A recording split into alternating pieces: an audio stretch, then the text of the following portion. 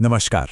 भारत के aviation maintenance sector में एक बहुत बड़ा रेगुलेटरी शिफ्ट आ रहा है। आज हम इसी के बारे में बात करने वाले हैं। डीजीसीए के नए CAR 145 इशू 3 में ट्रांजिशन की पूरी प्रक्रिया को आसान भाषा में समझेंगे। तो हुआ यह है कि डीजीसीए ने कार 145 इशू 3 के तहत कुछ नई शर्तें, कुछ नए नियम जारी किए हैं और ये एविएशन सेफ्टी को और मजबूत करने की दिशा में एक बहुत बड़ा कदम माना जा रहा है।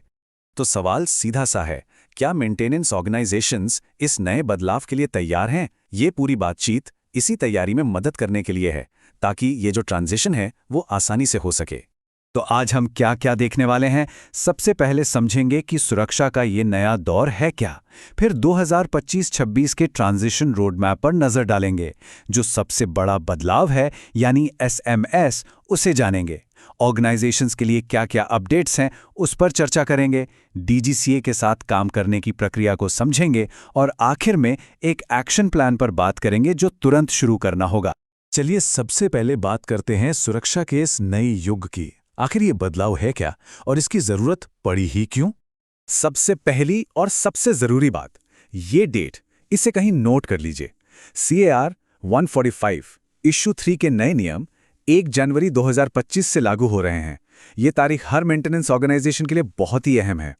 देखिए, इसका असली मकसद सिर्फ नियम बदलना नहीं है, ये तो पूरी सोच बदलने वाली बात है। हम अब तक रिएक्टिव क्वालिटी कंट्रोल पर ज्यादा ध्यान देते थे, मतलब कोई प्रॉब्लम हुई फिर उस पर एक्शन लिया।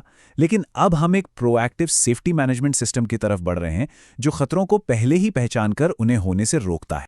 चलिए अब आगे बढ़ते हैं और बात करते हैं उस चीज की जो हर ऑर्गेनाइजेशन के लिए सबसे जरूरी है, ट्रांजिशन रोड मैप। इसमें 2025 से 2026 तक की वो खास तारीखें और डेडलाइंस हैं जिनका पालन करना ही करना है। तो ये टाइमलाइन बहुत ध्यान से देखिए। 1 जनवरी 2025 से नए नियम लागू हो जाएंगे। इसके बाद साल के आखिर तक, मतलब 31 दिसंबर 2025 तक, सभी मौजूदा ऑर्गेनाइजेशंस को डीजीसीए को अपनी ट्रांजिशन एप्लीकेशन देनी होगी।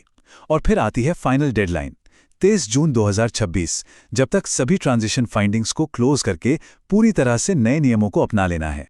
तो चलिए अब इस पूरे बदलाव की जड़ तक चलते हैं। मतलब ये सेफ्टी मैनेजमेंट सिस्टम या SMS आखिर है क्या चीज? ये नई मैनेजमेंट प्रणाली क्या है, इसे समझते हैं। अगर सीधे सीधे कहें तो सेफ्टी मैनेजमेंट सिस्टम यानी SMS सेफ्टी को मैनेज करने का एक सिस्टमैटिक तरीका है। इसमें ऑर्गेनाइजेशन का पूरा स्ट्रक्चर, किसकी क्या जवाबदेही होगी, क्या पॉलिसीज होंगी और काम करने का तरीका क्या होगा, ये सब कुछ शामिल है। मतलब सेफ्टी को ऑर्गेनाइजेशन के कल्चर का एक हिस्सा बनाना।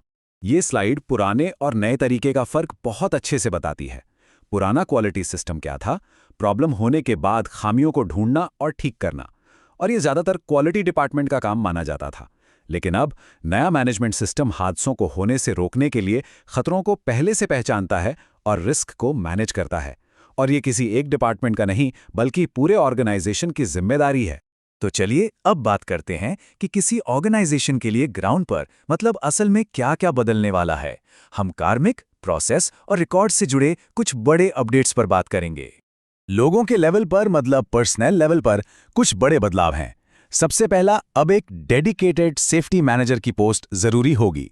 दूसरा, जो अकाउंटेबल मैनेजर हैं, उन्हें यह साबित करना होगा कि उन्हें अपनी नई सेफ्टी जिम्मेदारियों की पूरी समझ है। और तीसरा, ऑर्गेनाइजेशन में काम करने वाले हर इंसान को सेफ्टी मैनेजमेंट के सिद्धांतों में माहिर होना होगा। काम करने के तरीकों में भी बड़े अपग्रेड्स हैं। जैसे कि प्रोडक्शन प्लानिंग करते वक्त अब ह्यूमन परफॉर्मेंस और थकान जैसे फैक्टर्स का भी ध्यान रखना होगा। ऑर्गेनाइजेशन के अंदर एक इंटरनल सेफ्टी रिपोर्टिंग स्कीम बनाना अब मैंडेटरी है। साथ ही किसी भी तरह के छोटे बड़े बदलाव को मैनेज करने के लिए एक तय प्रक्रिया होनी चाहिए।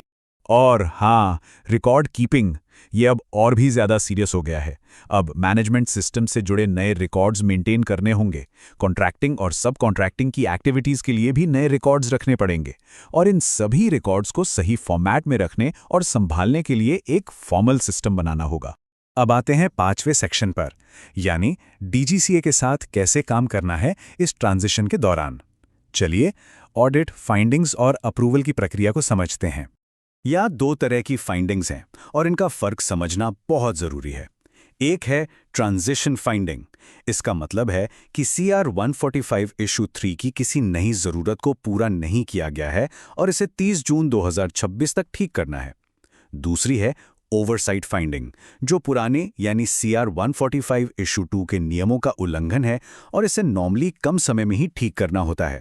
एक और टर्म है जिसके बारे में पता होना चाहिए, जेनेरिक ट्रांजिशन फाइंडिंग।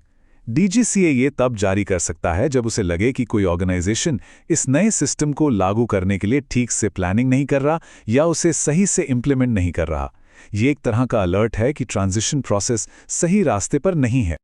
और अब आते हैं सबसे ज़रूरी हिस्से पर, एक्शन प्लान। इन नए नियमों को फॉलो करने के लिए अभी तुरंत क्या करना है? तो ये हैं पहले 3 सबसे ज़रूरी स्टेप्स। स्टेप 1, एक पूरा डिटेल्ड इम्प्लीमेंटेशन प्लान बनाइए। स्टेप 2, जो आपका मेंटेनेंस ऑर्गेनाइजेशन एक्सपोजर यानी MOE है और उससे जुड़े सभी डॉक्यूमेंट्स हैं, उन्हें नए नियमों के हिसाब से बदलिए। और स्टेप 3, EGCA के ऑनलाइन प्लेटफॉर्म पर जाकर ट्रांजिशन चेंज अप्रूवल के लिए फॉर्मली अप्लाई कीजिए। इसकी गंभीरता को समझने के लिए सीधे ऑफिशियल डॉक्यूमेंट से ये लाइन देखिए। संगठन ये प्रदर्शित करने के लिए आवश्यक उपाय करेगा कि 30 जून 2026 से पहले वह CAR 145 इशू 3 द्वारा पेश की गई लागू आवश्यकताओं का अनुपालन करता है। मतलब ये डेडलाइन बिल्कुल फिक्स्ड है। तो घूम फिर कर सवाल यही आता है कि ये नई सुरक्षा प्रबंधन प्रणाली एविएशन सेफ्टी को और बेहतर कैसे बनाएगी? देखिए, इन नियमों का पालन करना सिर्फ एक जरूरत नहीं है, बल्कि ये भारत में एविएशन सेफ्टी को एक नए और ऊंचे लेवल पर ले जाने का एक बहुत बड़ा मौका है।